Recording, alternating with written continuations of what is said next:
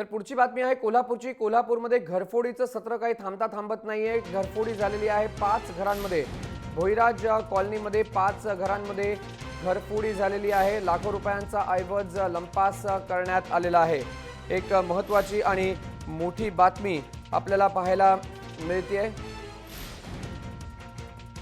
कोल्हापूरमध्ये भोईराज कॉलनीमध्ये 5 घरं फोडण्यात आलेली आहेत। घरफोडी 5 घरांमध्ये लाखो रुपयांचा ऐवज हा लंपास झालेला आहे। ज्ञानेश्वर साळोखे आमचे प्रतिनिधी आपल्यासोबत आहेत। तर ज्ञानेश्वर, काय अधिक माहिती द्याल? कितीचं नुकसान झालंय आणि पोलीस काय तपास करतायत?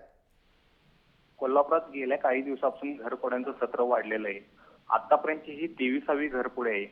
एकूणच आज या ठिकाणी मार्केट यार्ड परिसरात बळीराज कॉलनी या ठिकाणी 5 ठिकाणी घरफोड्या करण्यात आलेल्या आहेत। अपार्टमेंट असू दे, एखादी कॉलनी असू दे, या ठिकाणी चोरटे लक्ष करत आहेत आणि त्या ठिकाणचे जे फ्लॅट आहेत ते फोडले जात आहेत। भर दिवसा चोरीचे प्रकार वाढले आहेत। पोलिसांना मात्र अद्याप चोरटे सापडलेले नाहीत। आज या ठिकाणी सोन्या चांदीचं असं 10 लाखाहून अधिकचा ऐवज लंपास झालेला आहे। मात्र पोलिसांना अद्याप या चोरट्यांच्यापर्यंत पोहोचता आलेलं नाही।